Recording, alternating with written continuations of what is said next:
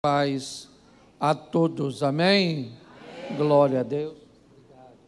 Mais uma vez juntos para refletirmos sobre a palavra do Senhor. Meus irmãos, ao longo da história, quando queremos criar o problema, quando queremos causar danos em algo, uma das coisas mais eficientes a serem feitas para que isso seja executado é destruir a reputação, criar um ambiente de demonização em torno deste assunto. Exemplo, criou-se um problema sério e uma demonização no assunto dinheiro. Recursos materiais foram vistos e tratados durante muito tempo e até hoje como se esses recursos e dinheiro fossem pertencentes a demônios. Então, as pessoas, quando vão tratar do assunto dinheiro, ainda é muito delicado. Por quê? Porque a mente das pessoas recebeu a informação que buscou destruir o lado bom dessa questão. Nós também podemos trazer o tema política. Demonizaram de uma forma tão grande a política que hoje pessoas são capazes, a política foi demonizada. Durante muito tempo, demonizaram a palavra sexo. Sexo e demônio é uma coisa que andam bem juntinhos. Então não vamos tratar deste assunto, não vamos trazer informações, clareza. Não vamos explicar às pessoas que sexo pode ser prazeroso, limpo e santo. Não vamos explicar às pessoas que diante de um ato sexual, essas pessoas podem estar protegidas pelos anjos do Senhor, como diz a Bíblia, os anjos do Senhor acampam-se ao redor. Também vemos, principalmente nos últimos anos, e eu estou citando apenas, talvez, os temas mais famosos, mas eu poderia citar para vocês inúmeros, mas hoje, o tema atual a ser demonizado é a família. Demonizar a palavra família, ridicularizar a palavra família, descaracterizar a palavra família, zombar de um casamento longo, zombar de um ambiente de fidelidade, criar um ambiente de zombaria sob o carinho e o amor que uma mulher, mesmo depois de 20 anos de casada, pode nutrir por seu esposo, zombar do respeito que um tem pelo outro, da oscilação, da obediência que um tem para com o outro. Ah, pastor, a Bíblia não manda o homem obedecer a mulher. Não manda. A Bíblia manda a mulher obedecer o homem, sim ou não? Mas por que que Abraão se deitou com a egípcia Agar? Por quê? Porque Sara, fala assim, Sara mandou, entendeu? Então, nessa ocasião, quem mandou em quem? Sara mandou em Abraão, sim ou não? Sim. Então, hoje nós vivemos um ambiente de demonização. vamos demonizar o dinheiro e vamos criar problemas para se tratar deste assunto. Então, toma miséria, toma pobreza, toma problema com a administração financeira. Qual é o problema do endividado? Ele compra o que não precisa para pagar com dinheiro que não tem, para mostrar para quem não gosta. E o Satanás? Nem vai. Tem medo de você sujar o nome dele. Cuidado que você pode estar rindo de você. Tá certo? Bom, a palavra política, não vamos não, pastor, nosso senhor vai pregar salvação e não fale de política, porque política com religiosidade não se mistura. Isso é demonização de uma temática, é dizer para um indivíduo que ele não é mais um cidadão só porque se tornou cristão.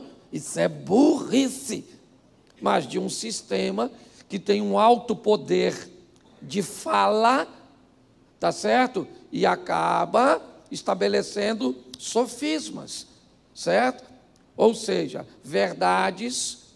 Aliás, hoje o ambiente não é mais conte uma mentira. O ambiente evoluiu. Conte uma meia verdade. E o que é uma meia verdade? É uma meia mentira, certo? Então, vamos demonizar sexo, e demonizar tantas outras coisas. Vamos demonizar a mulher no volante. Certo? Então, eu não vou me deter, porque senão fica longo. Então, eu quero falar hoje de família, porque estão demonizando família. Entendeu? Estão criando um ambiente que casar é ruim, não case. Olha, você não sabe onde você está entrando. Se fosse hoje, eu não casava. Filho, você não sabe o que é uma criança, o quanto ela cuida. Você não sabe se você vai casar ou se você vai fazer parte de um filme de terror. Certo? Então, por quê? Porque as pessoas estão demonizando. Troque criança por bicho, troque criança por boneco. Está em alta agora. Certo? E deixa o povo, gente. Ô, gente, não se mete com esse povo, não. Deixa esse povo criar boneco como se fosse gente. Tá bom? Porque eles não produzem. Então eles vão morrer, os bonecos também morrem. Não, boneco não. Qual é o sonho de um boneco quando crescer, virar manequim? Deve ser o sonho. Você está rindo? Mas tudo tem um desejo. Qual é o desejo? Destruir e separar a família. Dê mais atenção a isso do que a sua casa. Entendeu? Então, deixa eu falar alguma coisa. Se você é crente, se você é cristão, você pode até não casar. Tá bom? Ninguém é obrigado a casar, não. Casar é opcional. Mas também pode fazer sexo, não. Mas também nós casa e não faz. Então, também nem sei. Vai casar para fazer, casa não faz. Glória a Deus. Então eu vou usar um texto com vocês hoje, brincadeiras à parte, Marcos capítulo 5. São 3 histórias que eu quero aplicá-las num contexto nosso, ok? Minha leitura é de um contexto daquela época, mas eu vou fazer uma aplicação das 3 histórias familiares no nosso contexto atual. Estou logo avisando os teólogos de plantão, tá certo? Marcos o quê? Marcos capítulo, e se você não tem Bíblia, depois você chega em casa e dá uma lida, porque botar o texto aqui é legal, mas fez com que muita gente não trouxesse mais a Bíblia. E aí você vai perdendo contato. Não é porque a Bíblia é um livro místico, não é nada disso, não. É só porque você perde a habilidade. Esse dia eu fui num culto, mandei o pessoal abrir no livro de Abraão, capítulo 3, verso 5. O pessoal começou a procurar o livro de Abraão. De repente, um cara olhou para mim e disse: Abraão não tem na Bíblia o livro. Eu falei: você levou muito tempo para perceber. Tá certo? Então, leia a Bíblia, ela não dá choque. Tá certo? Aliás, ela dá choque com um estilo de vida, né? Não adequado. Mas Marcos, capítulo 5, verso de número 2. Amém? Dá para colocar aqui para ajudar? Isso.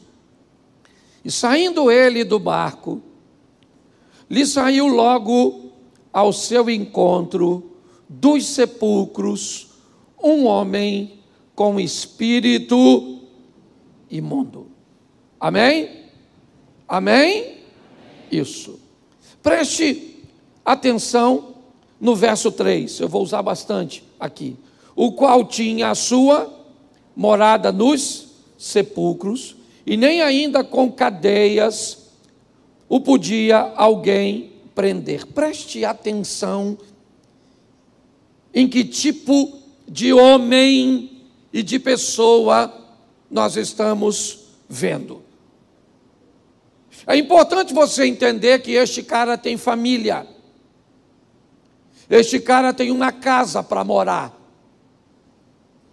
Mas ele tem um problema que lhe separa de seus familiares. E esse problema é de uma esfera espiritual. Este homem não consegue conviver com seus familiares. Note que a expressão morada nos sepulcros define que o maior tempo que este homem passava era num cemitério. Ele tinha dificuldade de permanecer dentro de casa, de conviver de forma sadia com seus familiares. Vamos trocar os sepulcros pelos balcões ou os balcões de bares. Vamos trocar os sepulcros pelas mesas de sinuca. Vamos trocar os sepulcros pelas mesas de carteados. Vamos pegar aquelas pessoas que estão com dificuldade de se socializar entre família, ficam trancadas dentro de seu quarto, né? Diante de uma tela, de um desktop, de um laptop, de um dispositivo. Vamos olhar para as pessoas e simplesmente contextualizá-las. E trocar o morar nos sepulcros para o morar na porta de um bar, para o morar dentro de um quarto, para o morar diante de uma tela, de um telefone. Porque apesar de pertencer a um grupo, ela não consegue mais fazer parte de forma sadia desse grupo. Talvez isso faça mais sentido para a nossa realidade hoje. Para você que tem um marido que sofre com alcoolismo, que você tem alguém que sai de casa 5 da tarde do trabalho, mas vai chegar 11 da noite, sujo, fedendo. Pare e pense. É mais ou menos a história desse indivíduo. Ele não consegue conviver, porque muitas pessoas já estão com dificuldade de convivência. Mesmo vivendo debaixo do mesmo teto, não há mais comunicação, interação, não há mais nada. Nem briga tem mais, porque a pessoa se tornou um estranho, uma estranha. A indiferença tomou conta. Você quer ir para o verso 4? Vamos ver o verso 4. Porque tendo sido muitas vezes presos. Presta atenção. Vamos agora olhar para aquelas pessoas que já passaram ou que tem alguém em ambiente de cárcere, cárcere mesmo aí, não muito longe de nós, em Bangu e outras cadeias. Vamos olhar pessoas que estão privadas ou foram privadas do convívio porque não conseguem viver em sociedade, porque são uma ameaça para as pessoas de bem. Talvez você, para ir para casa hoje, tenha medo de alguém com esse perfil, não o gadareno de Gadara, mas o rapazinho, neto de fulana, filho, ele tem 13 anos, mas é filho de uma mulher de 25, que já é viúva, porque o marido morreu no tráfico. O que é isso? Isso é uma destruição bem atualizada da família. Vamos imaginar como um ex-presidiário reconstrói sua vida, tendo a ficha manchada, até para se recuperar e para ganhar credibilidade de volta à sociedade. É difícil. Esse é o perfil deste homem. Vamos lá, verso 5. Andava sempre de dia e de noite, clamando pelos montes e pelos sepulcros e ferindo-se com pedras. Por que não olhar para um ambiente de uma Cracolândia, onde às vezes parece um filme, uma série, The Walking Dead, zumbis, andando de dia e de noite, ferindo-se, sujos. Pare para pensar. Mas são pessoas que por algum motivo foram removidas de seus ambientes familiares, vivendo neste ambiente. Ah, pastor, lá em casa não tem ninguém no crack e nas drogas, mas talvez tenha alguém no quarto. Talvez tenha alguém que não converse mais ninguém num celular. Um ambiente onde não há mais interação. E é isso que está acontecendo com este indivíduo. Mas Jesus vai até ele. Mas o que Jesus quer com um cara desse modelo? Para que ele serve, né? Para que serve o drogado? Para que serve o viciado? Para que serve a prostituta? Para que serve aqueles? Para quê? O que será que Jesus vai fazer do outro lado? Será que ele não tem nada melhor para fazer? Porque é com esse desinteresse, meus irmãos, que as pessoas olham para esse tipo de pessoas. E se nós não prestarmos atenção, elas construirão em nós a mesma ótica. Tem que morrer, tem que amanhecer numa vala com a boca cheia de formiga. É esse pensamento que vão vender para nós? Porque talvez ninguém saiba que você tem alguém que ama numa situação como essa, ou bem próxima de uma realidade assim, seja num ambiente exterior, ou seja num ambiente interior.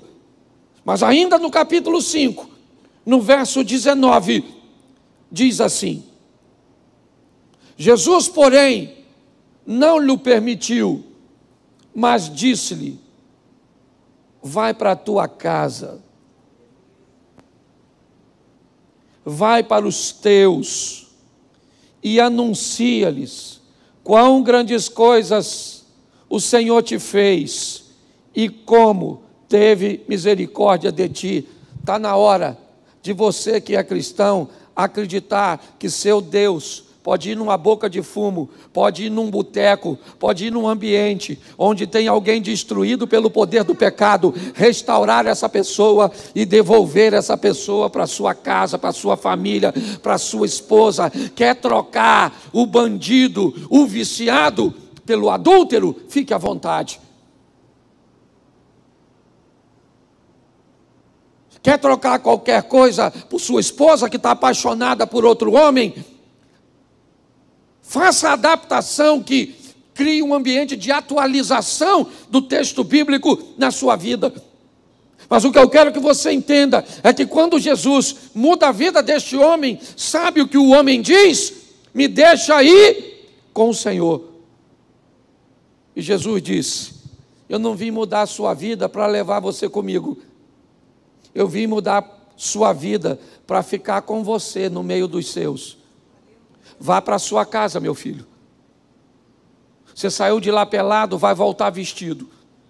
Saiu de lá louco, vai voltar para lá são. Você está entendendo? Volta para a tua casa, volta para os teus. Isso, volta para os teus. Pastor, eu não saí de perto dos meus. Não. Sério? Será que não? Talvez você more na mesma casa que eles. Mas será que você ainda está perto deles? Será que eles ainda estão perto de você? Você ainda é casada com ele? Nossa, que legal. Mas será que você ainda está perto dele? Ah, ele é seu filho e ainda mora na sua casa? Ah, que legal. Mas será que vocês ainda estão perto? Jesus disse: eu não vou levar você comigo, cara. Vai para a sua casa. Vai para a sua família. Vai para os teus. Anuncia-lhes. Mostra quão grandes coisas o Senhor fez por você. E como Ele teve misericórdia de você. Sabe qual é o problema, irmãos? É que quando uma palavra dessa é pregada, talvez você esteja pensando assim agora: puxa, pastor, por que o meu marido não veio? Poxa, pastor, essa palavra era para minha sogra. Aquela cobra. Essa palavra era para o meu filho, pastor. Deixa eu te explicar uma coisa. Deus não errou, não. Se fosse para teu filho ouvir o que Deus está querendo falar aqui hoje, quem estava sentado onde você está era teu filho, era tua mulher, era teu marido. Deus não quer mudar ele, quer mudar você, para que você vá para a sua casa e viva um milagre na sua casa e que ele comece através de você. Talvez por isso que a sua vida não mude, porque sempre a palavra é para o outro. Então a primeira história do capítulo 5 é essa. A história do endemoniado, pelado, maluco, que atacava os outros, só andava na rua, jogando sinuca, baralho, usando um crack, piriguete. Sei lá. Aí você vai adaptando. Eu sei que Jesus chegou. E diga assim, e quando o chefe dos crentes chega, fala. Tudo muda. É isso aí. Está quase na hora de sair para sua casa, Gadareno. Você está rindo, né? Mas vamos para a segunda